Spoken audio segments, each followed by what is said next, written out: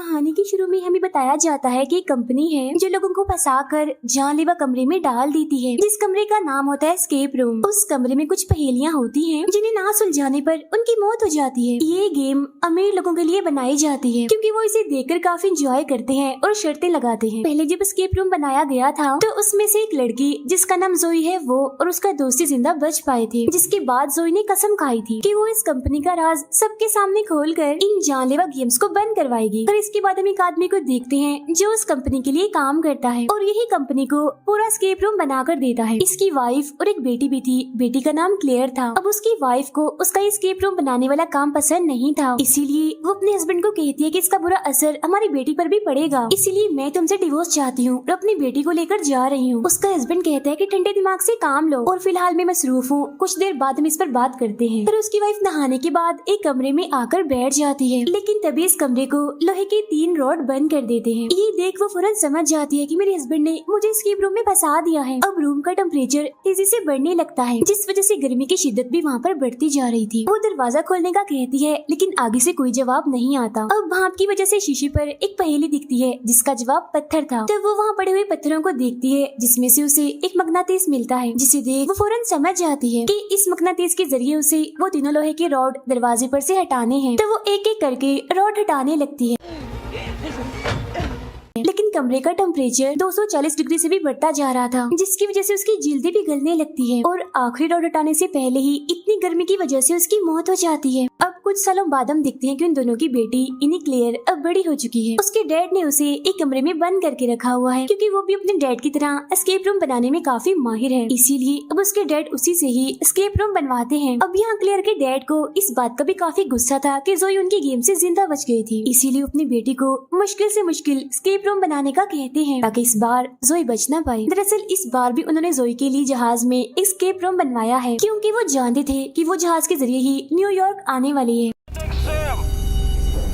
अब हम जोई और उसके दोस्त को एयरपोर्ट पर देखते हैं क्योंकि ये उस कंपनी का पर्दाफाश करने ही न्यूयॉर्क जा रहे हैं, लेकिन जोई को यहाँ कुछ गड़बड़ लगती है, इसीलिए वो जहाज से जाने के लिए मना कर देती है, जिससे उन दोनों की जान बच जाती है। अब ये दोनों गाड़ी के जरिए ही न्यूयॉर्क के लिए निकल पड़ते हैं। रास्ते में एक होटल में रात गुजारते हैं जहाँ जोई के दोस्त को ऐसा लग रहा था जैसे वो अभी भी एस्केप रूम में है, लेकिन हकीकत में ऐसा कुछ नहीं होता, वो बस उसका बुरा ख्वाब था। अब ये लोग एक जगह पर जाते हैं जहाँ एक चोर जोई की चेन छीन कर भाग जाता है। दोनों उसका पीछा करते करते एक स्टेशन पर आ जाते हैं। वो चोर इन दोनों को एक ट्रेन में फंसाकर वहाँ से भाग जाता है। अब यहाँ जोई को कोई गड़बड़ लगती है क्योंकि ट्रेन में सिर्फ 6 लोग ही बैठे हुए थे। वो ड्राइवर का केबिन चेक करने जाती है लेकिन वहाँ पर भी कोई नहीं था और उसका दरवाजा बंद था। अब इनका डब्बा बाकी ट्रेन से अलग होकर कहीं दूसरी जगह पर जाने लगता है। सभी काफी घबरा जाते हैं। फिर ये डब्बा एक खाली पड़ी हुई सुरंग में जाकर रुकता है।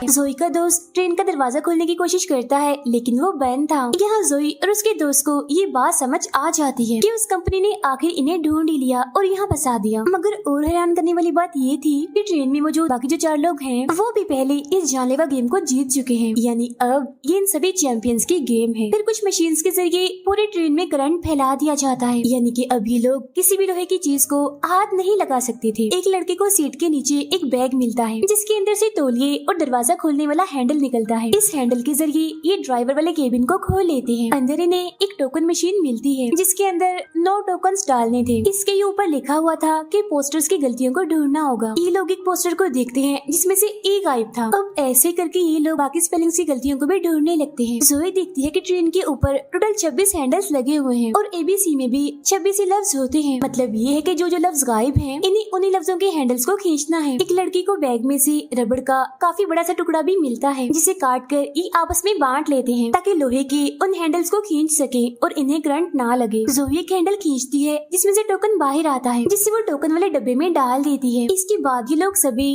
गायब लफ्जों के हैंडल्स खींच रहे थे जिसमें से एक के बाद एक टोकन निकल रहे थे, लेकिन हैंडल खींचने की वजह से वहाँ करंट बढ़ता ही जा रहा था। अब एक लड़की को आखिरी 3 गायब लफ्ज मिल जाते हैं, लेकिन इससे पहले कि वो इस बारे में किसी को बताता, गलती से वो लोहे के पाइप को पकड़ लेता है और करंट लगने की वजह से उसकी मौत हो जाती है।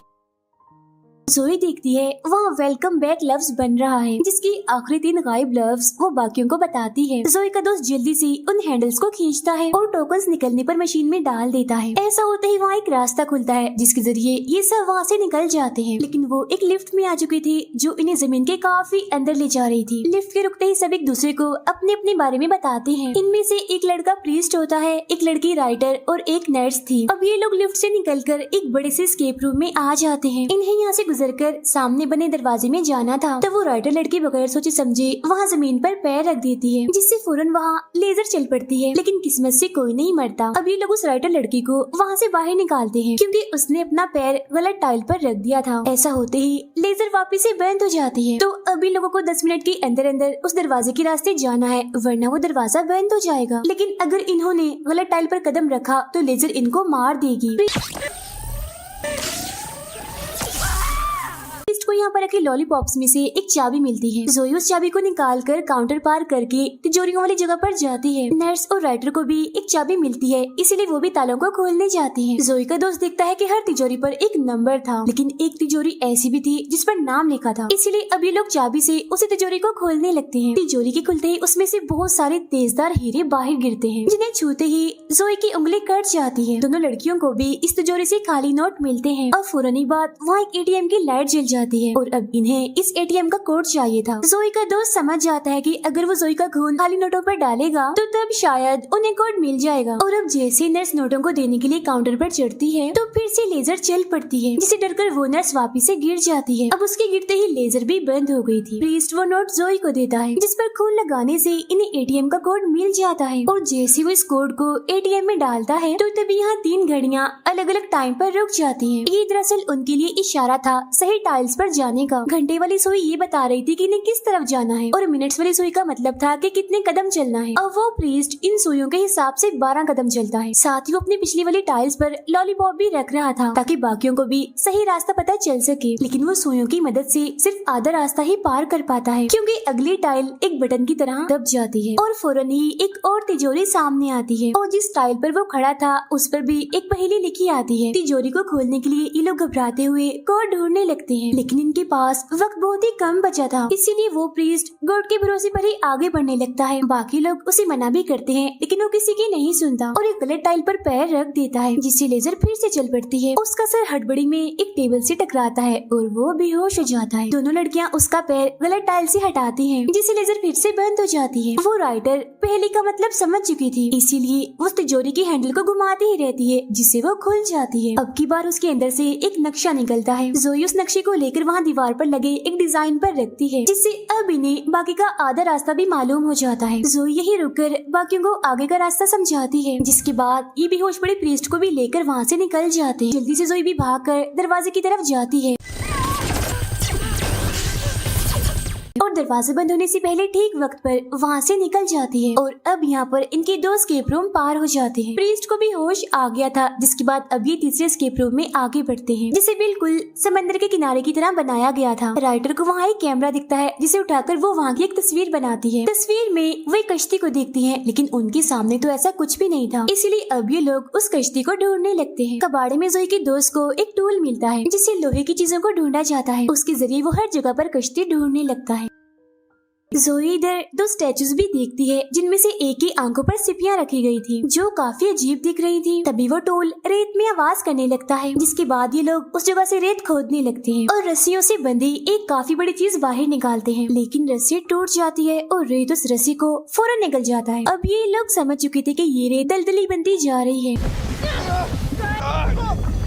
जिसमें सबसे पहले वो नर्स फंसती है और देखते ही देखते रेत उससे भी निकल जाता है। फौरन वो प्रीस्ट अपनी कमर पर रस्सी बांधकर रेत में कूद जाता है। वो नर्स को तो बचा लेता है, लेकिन रस्सी एक बार फिर से टूट जाती है, जिस वजह से रेत में दबने से उसकी मौत हो जाती है। वो रेत और दलदली बनती जा रही थी, इसलिए ये लोग भागकर एक केबिन में आ जाते हैं। अंदर जाने के बाद इन्हें पता चलता है कि यहाँ से निकलने का रास्ता वहाँ रखी फ्रिज के अंदर है, लेकिन फ्रिज को खोलने के लिए इन्हें कोड ढूंढना होगा। यहाँ एक बटन भी था, जिसे जैसे जोई दबाती है बाहर बाहर बनी बिल्डिंग में लाइट जल पड़ती है। वो समझ जाती है कि अगला इशारा उस बिल्डिंग के ऊपर ही मिलेगा, इसीलिए वो फौरन उसके ऊपर चढ़ जाती है सीढ़ियों के जरिए। यहाँ दूरबीन के जरिए जोई को एक मैसेज दिखता है जो था आई कांट सी यू। सी की स्पेलिंग गलत थे, वो SEE के बजाय SEA थे। वो चिल्लाकर सभी को ये इशारा बताती है, लेकिन नीचे उतरते हुए उसकी नजर वहाँ एक गोल दरवाजे पर जाती है। जोई के दोस्त को वो इशारा समझ आ गया था, इसीलिए वो भागकर उस स्टैचू के पास जाता है जिसकी आंखों की जगह सिपियां लगी हुई थी। वो बड़ी मुश्किल से उसकी आंखों से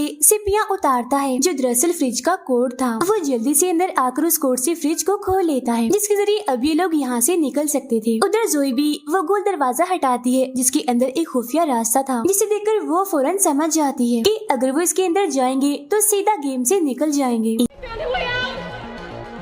इसीलिए वो बाकी लोगों को भी अपने पास बुलाती है। तब राइटर के अलावा उसका दोस्त और वो नर्स उस पर भरोसा करके उसके पास जाने लगते हैं। वो सीढ़ियों के जरिए ऊपर जा रहे थे। नर्स तो ऊपर चढ़ जाती है, लेकिन जोई के दोस्त के ऊपर जाने से पहले वो सीढ़ियाँ अंदर चली जाती है और वो नीचे गिरकर रेत में दफन हो जाता है। ये देखकर जोई को काफी दुख होता है और वो दोनों खुफिया रास्ते से निकलकर एक जगह पर आती है और यहाँ से निकलने के लिए भी इन्हें एक सीढ़ी मिल जाती है। वो सीढ़ी के जरिए बाहर आती है और आसपास गाड़ियाँ देखकर समझ जाती है कि वो किसी सड़क पर है, मतलब वो सच में गेम से बाहर आ गई हैं। लेकिन ऐसा कुछ नहीं था। तभी वो राइटर यहाँ भागकर आती है और बताती है कि ये चौथा स्केप रूम है और यहाँ हर एक मिनट के बाद तेजाब की बारिश होगी, जिसे बचने के लिए यहाँ बने स्टोर में जाना होगा, लेकिन वहाँ पर ताला लगा हुआ है। राइटर ऊपर चढ़ती है तो उसे वहाँ एक चाबी मिलती है, जिससे ताला खोलकर ये शटर ऊपर करती है और देखती है कि स्टोर के सामने तो एक और दरवाजा लगा हुआ है। अब टाइम खत्म होते ही यहाँ तेजाब की बारिश होने लगती है। तभी तीनों के ऊपर एक कवर आ जाता है, जिससे इन्हें कुछ नहीं होता। तभी बारिश बंद हो जाती है और दोबारा से 1 मिनट का टाइमर लग जाता है। तभी यहाँ एक बॉक्स के अंदर फोन बजने लगता है, लेकिन उसके दरवाजे पर भी ताला लगा हुआ था। तब जोई कहती है कि अगर हम तेजाब को जमा कर लें तो इस ताले को पिघलाकर हम दरवाजा खोल सकते हैं। तब वो नर्स किसी ऐसी चीज को ढूंढने लगती है जो तेजाब से नहीं जली और उसे एक बोतल मिल भी जाती है। टाइम खत्म होते ही बारिश फिर से शुरू हो जाती है। ये लोग बोतल को वहीं रख कवर के नीचे खड़ी हो जाती है। बारिश बंद होते ही उस बोतल में जमा हुए तेजाब से टेलीफोन बॉक्स का ताला पिघला देती है और दरवाजा खुल जाता है।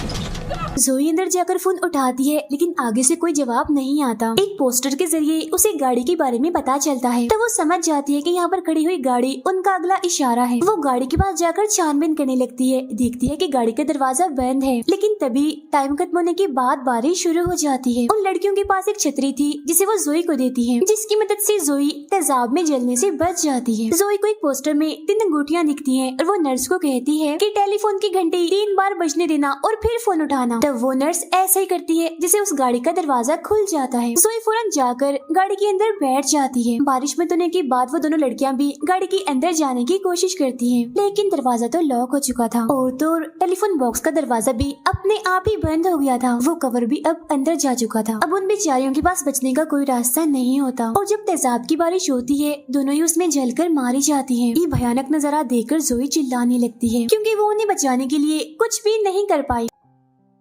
तभी उसके नीचे से सीट खुल जाती है और जोई कहीं चली जाती है। उधर एस्केप रूम बनाने वाले इन्हीं क्लेयर के डैड को गड़बड़ लगती है, क्योंकि जिस आखिरी एस्केप रूम में जोई ने आना था वो वहाँ नहीं आई बल्कि कहीं और ही चली गई। तब वो समझ जाता है कि जरूर मेरी बेटी क्लेयर ने जोई को बचाने के लिए ये गड़बड़ की है। उधर क्लेयर का दोस्त जोई को अपने साथ ले आया था। यहाँ जब जोई क्लेयर को देखती है तो समझ जाती है कि ये एस्केप रूम बनाती है। क्लेयर जोई को बताती है कि ये सब कुछ मैं अपने डैड के कहने पर ही कर रही हूँ। जब से मेरी माँ की मौत हुई है मेरे डैड ने मुझे यहीं इस कमरे में कैद कर दिया है। मैंने तुम्हें यहाँ तक इसीलिए बुलाया ताकि तुम मेरी मदद करो, मुझे इस कमरे से निकालो। लेकिन जोई कहती है मुझे तुम पर भरोसा नहीं है, मैं तुम्हारी मदद क्यों करूँ। तो वो कहती है कि समंदर के किनारे वाले एस्केप रूम में मैंने गड़बड़ कर दी थी। इन्हें जब तुम्हारा दोस्त रेत में धंस गया था वो मरा नहीं बल्कि जिंदा है, सही सलामत है और एक कमरे में है जहाँ वो बिल्कुल ठीक है। लेकिन तभी वो देखती है कि क्लियर के डैड के लोग उसे ढूंढकर आखिरी एस्केप रूम में डाल देते हैं, जो कि एक टेम्परेचर वाला कमरा था। तब जोई का दोस्त इस कमरे की पहेली सुलझाने में लग जाता है, लेकिन अगर उसने जल्दी ना की तो वो भी क्लियर की माँ की तरह गर्मी से मारा जाएगा। क्लियर जोई को बताती है कि मेरे डैड के कंप्यूटर के जरिए मैं तुम्हारे दोस्त को बचा सकती हूँ, लेकिन उसके लिए मुझे इस कमरे से निकलना होगा। तब जोई उसे बाहर निकालने के लिए दीवार पर बनी पहेली सुलझाने लगती है, लेकिन हर सेकंड के साथ वो बदल रही थी तो उसे सुलझाना नामुमकिन था। क्लियर बताती है कि मेरे डैड ने कहा था कि मैं कभी भी खुद से इस पहेली को नहीं सुलझा पाऊंगी। तब जोई एक ऐसी जगह जाकर खड़ी हो जाती है जहाँ से क्लियर ना देख पाए। तब साइड से उसे देखने पर एक कोड मिलता है जिसके जरिए ये दरवाजा दरवाजा खोल लेते हैं और क्लेयर बाहर आ जाती है। लेकिन तभी यहाँ क्लेयर के डैड गन लेकर आ जाते हैं और अपनी ही बेटी का गला दबाने लगते हैं। लेकिन वो अपने डैड को धक्का देकर उसी कमरे में बंद कर देती है जिसमें वो खुद थी। फिर क्लेयर भागकर अपने डैड के रूम में जाती है और उनके कंप्यूटर से उस आखिरी एस्केप रूम को बंद कर देती है जहाँ जोई का दोस्त फंसा हुआ था और इस तरह से उसकी जान बच जाती है। जोई क्लेयर से पूछती है कि मेरा दोस्त कहाँ है, जिस पर वो बताती है कि उसी बिल्डिंग में जहाँ तुम लोग सबसे पहले गए थे और तुम्हारे सारे एस्केप रूम उसी बिल्डिंग में खेले गए हैं और गेम बनाने वाले सभी इंसानों को मैंने वहाँ बंद कर दिया है ताकि तुम सबूतों के साथ उन्हें पुलिस को पकड़ा दो। मैं भी अपने डैड को खुद पुलिस के हवाले कर दूंगी। जोई गाड़ी लेकर उस बिल्डिंग तक पहुँचती है जहाँ पुलिस और एम्बुलेंस पहले से ही मौजूद थी। गेम में मरने वालों की लाशें भी निकाल ली गई थी और गेम कंट्रोल करने वालों को भी पुलिस ने गिरफ्तार कर लिया था। जोई को भी उसका दोस्त मिल जाता है। इसके बाद क्लेयर अपने डैड के पास आती है और अब हम यहाँ क्लेयर का असली चेहरा देख पाते हैं कि वो कितनी खतरनाक है। वो असल में बचपन से ही पागल है। जब वो छोटी थी तभी से उसे बुरी आदतें पड़ गई थी, इसे दूसरों को चोट पहुंचाना, सबके साथ बुरा सलूक करना और भी बहुत कुछ। लेकिन उसकी माँ उसे सुधारने के लिए एक मेंटल हॉस्पिटल में भेजने वाली थी, इसीलिए उसने अपनी ही माँ को उस टेम्परेचर वाले एस्केप रूम में फंसाकर मार दिया। जी हाँ, उसे क्लेयर ने ही मारा था। जिसके बाद अब वो यहाँ अपने डैड को भी मार देती है ताकि वो और ज्यादा खतरनाक एस्केप रूम बनाए और उसकी तारीफ हो। अब वो शुरू से ही काफी मासूम बनने की कोशिश कर रही थी, लेकिन वो इतनी पागल थी कि अपने माँ बाप को ही मार दिया। और इसी के साथ ये फिल्म यहीं पर खत्म हो जाती है।